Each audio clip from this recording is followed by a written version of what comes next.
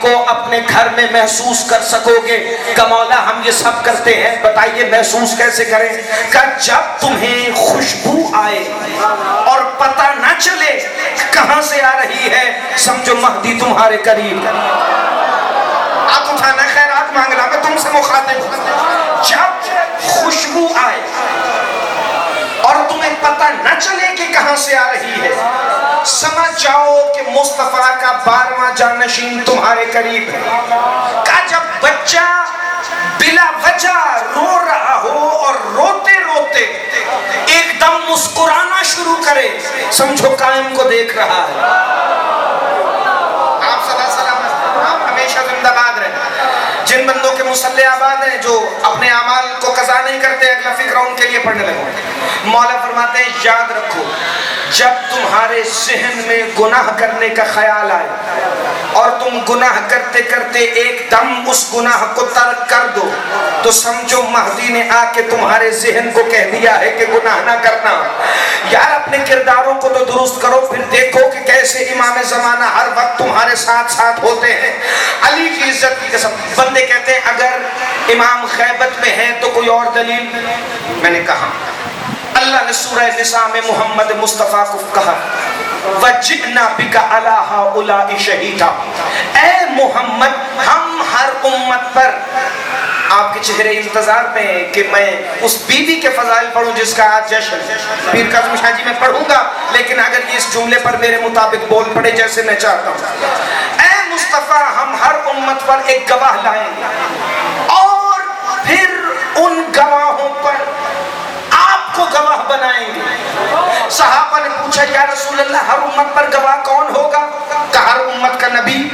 تو کہا آپ ہر نبی پر گواہ ہوں گے؟ اسی میں غیبت کا راز چھپا ہے، اگر تمہیں سمجھ آ گیا۔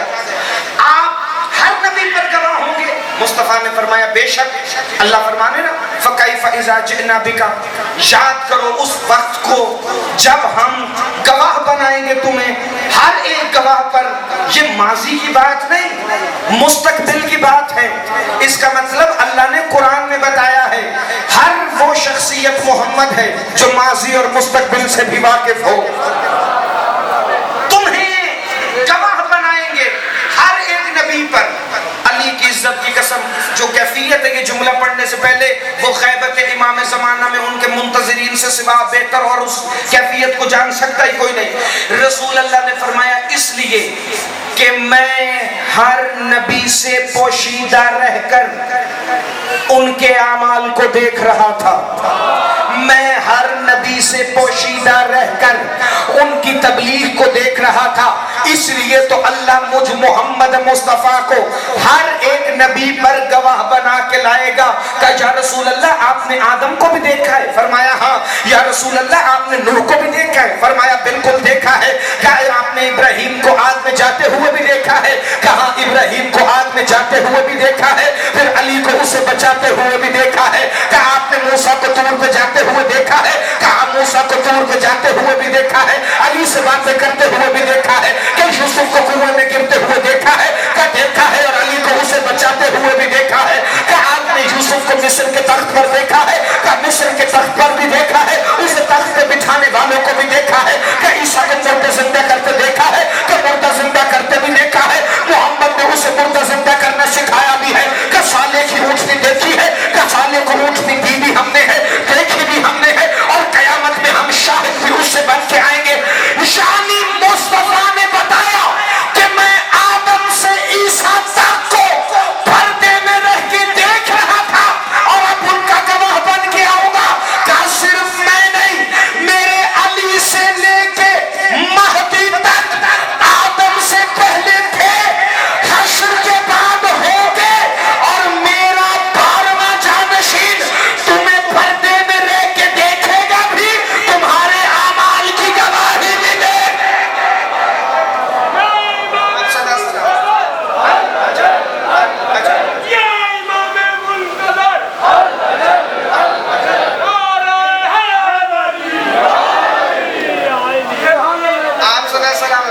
بھائی تقی رضا بلال بھائی جتنے میرے سامنے عزت والے مولا کے عزادار تشریف فرمائے، شیخ حسن حسین صاحب، میں علی کی عزت کی قسم، میرا دل تھا میں ابھی بی بی کا فضائل شروع کروں، لیکن آدھے چہرے ابھی خاموش ہیں. جب تک ان پہ جشن والی خوشی نہیں آتی میں اگلے فکرے شروع کروں گا ہی نہیں.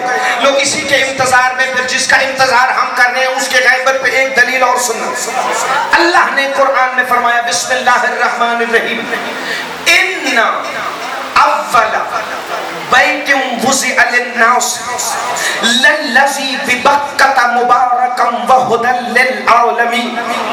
ہم نے اس پہلے گھر کو وضع کیا ہے جو کہ عالمین کی ہدایت کے لیے ہے. یعنی اللہ خانہ کعبہ کو بنانے کی نہیں وضع کرنے کی بات کر رہا ہے. اللہ کہتا ہے ہم نے اسے وضع اس لیے کیا ہے تاکہ یہ عالمین کی ہدایت کر سکے. عالم کی نہیں، عالمین کی. تو عالم کی نہیں، عالمین کی. بھائی یہ کسی اور کا عقیدہ ہوگا کہ محمد تو عالم کی رحمت ہے؟ نہیں، مصطفیٰ رحمت للعالمین ہے. جتنے عالمین کا اللہ رب ہے اتنے عالمین پہ مصطفیٰ رحمت ہے. اب بھلے علامہ اقبال کی طرح سنو یا جاگ کے سنو، دونوں ہاتھ اٹھا کے سنو، ہاتھ باندھ کے سنو یا ہاتھ کھول کے سنو، جملہ تو میں پڑھنے لگا ہوں. اللہ نے کہا کعبہ عالمین کے لیے ہدایت ہے، ہدی للعالمین. تو میں نے کہا بتائیے کعبہ سب کو نظر آتا ہے؟ کہنے لگے نظر تو نہیں آتا. جو حج پہ گئے ہیں انہوں نے دیکھا ہے، جو عمرے پہ گئے ہیں انہوں نے دیکھا ہے، کئی بندوں نے ٹی وی کے اندر دیکھا ہے. لیکن جب آپ نماز پڑھ رہے ہوں اپنے گھر میں کعبہ سامنے ہو نظر تو نہیں آ رہا، پھر بھی تمہیں اللہ کی طرف بلا رہا ہے، پھر بھی تمہیں ہدایت کر رہا ہے. کیوں؟ کعبہ عالمین کے لیے ہدایت ہے. جس کو پتہ ہے کہ امام زمانہ کا ظہور کہاں ہونا ہے، کعبہ ہے عالمین کی ہدایت. جب کعبہ نظر نہ آ کر عالمین کو ہدایت کر سکتا ہے، اللہ جانے وہ کتنا بڑا حامی ہوگا جس کی نالین کا تلوہ کعبے سے بھی اوپر.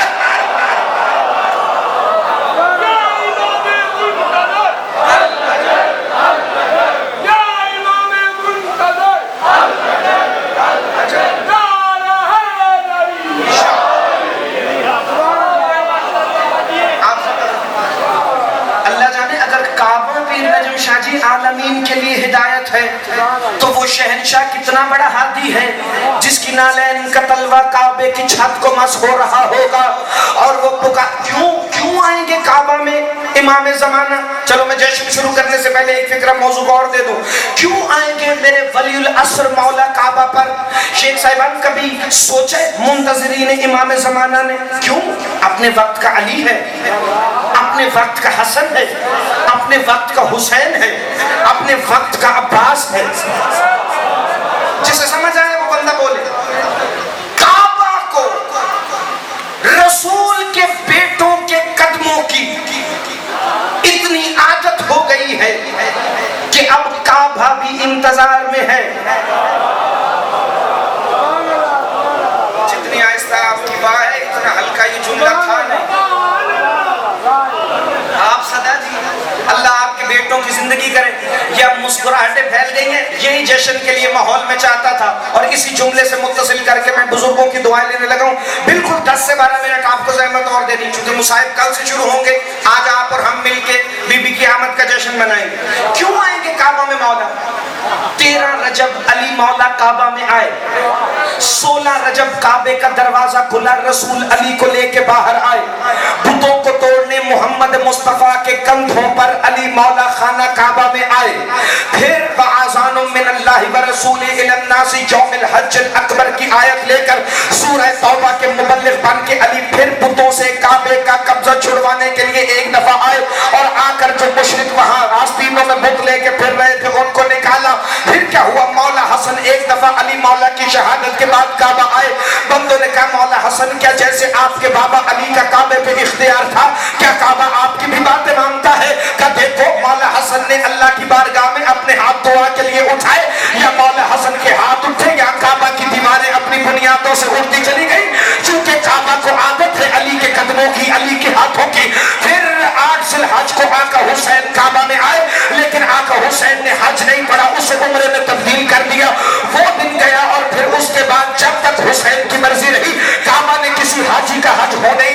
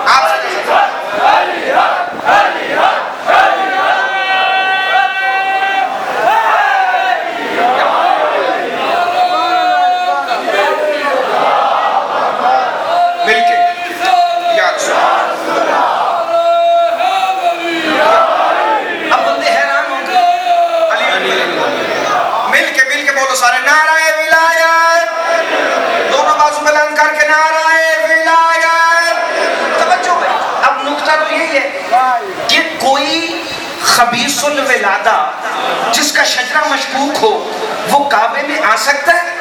کئی بندوں نے حیران ہو کے دیکھے. میں اسی بات میں ان کو جواب دے دیتا ہوں. وہ جو آستینوں میں خنجر چھپا کر خانہ کعبہ حسین کو مارنے آئے تھے وہ کون تھے؟ بس میری بات کا جواب اسی میں ہے. توجہ بھائی. کیوں خانہ کعبہ پر آئے؟ چونکہ کعبہ کو عادت ہو گئی ہے علی کے بیٹوں کی قدموں کی. مولا سجاد آئے کعبہ میں.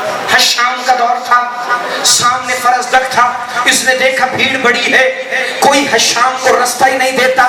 جب حشام کو حجر اسود چومنے کا رستہ نہیں ملا نا, پھر خانہ کعبہ کے حدود میں اس کا قدم آیا جس کے قدموں میں محمد کی وہ نالین تھی جو پردہ معراج پہ جاتی ہے. جو ہی مولا سجاد حرم خانہ کعبہ کے حدود میں داخل ہوئے, حاجیوں کی صفیں یوں چلتی چلی گئی جیسے رستہ دے رہی ہو. مولا سجاد آگے بڑھے, حجر اسود کو بوسہ دیا.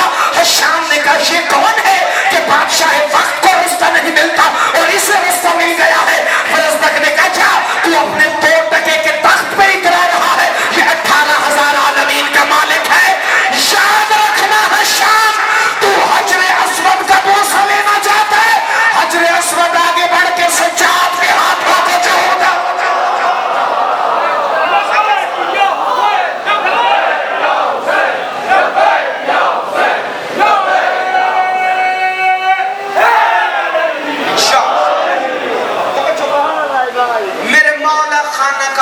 چھت پر آ کر گئے, ایھا الناس سنو, وارث کعبہ آ گیا. چونکہ مکہ میرے مولا کے حکومت الہیہ کے مراکز میں سے ایک مرکز ہوگا. دارالخلافہ نہیں. پیر نجم شاہ جی میرے مولا نے دارالخلافہ بنانا ہے کوفہ کو, اور کوفہ میں حکومت قائم کس طرح ہوگی میں اسی اشرے میں 2 جملے اس پر پیش کروں گا. چونکہ میں اپنے سامعین کو بتاتا چلوں کہ یہ ذکر ولی العصر کے اس قدر جہتے ہیں. غیبت پہ الگ اشرا, غیبت کبریٰ پر الگ اشرا, رجب پر الگ اشرا, میرے مولا کی ہدایت پر الگ اشرا, پھر میرے مولا کے جو 4 سفیر ہیں ان کی حیات طیبہ اور تبلیغ پر الگ اشرا, میرے مولا کی قرآن اور معرفت امام زمانہ پر الگ اشرا. یہ جہتے بہت زیادہ ہیں, جتنا میں ان 10 دنوں میں آپ کو پیش کر سکا میں ضرور کروں گا. کوفہ کو دارالخلافہ بنائیں گے.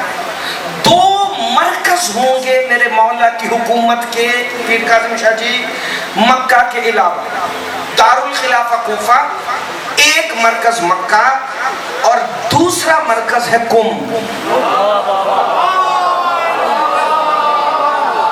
جشن تو میں نے اسی جملے سے شروع کرنا تھا, جو بندے پیچھے رہ گئے وہ آگے جملے پہ ساتھ مل جانا.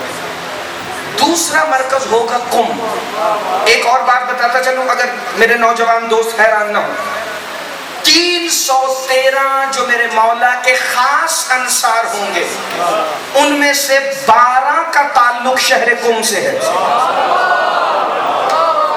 اگر آپ ہاتھ اٹھائیں گے تو یہ نصرت امام زمانہ ہے. چونکہ محمد علی ورد کو ان جملوں پہ داد چاہیے ہی نہیں, چونکہ یہ تو انفارمیشن ہے, فضائل تو میں نے آگے پڑھنا. 313 میں سے ان 12 کا تعلق شہر قم سے. شہر قم کی ایک فضیلت بتاؤں, چونکہ جس بی بی کا ذکر ہے نا, 2 جملے پڑھوں گا فضائل کے, لیکن اس کے لیے 2 جملے شہر قم کی فضیلت کے سنیں. میرے اور آپ کے چھٹے تاجدار صداقت مولا فرماتے ہیں, ایھا الناس اللہم صلی علی محمد وعلی محمد.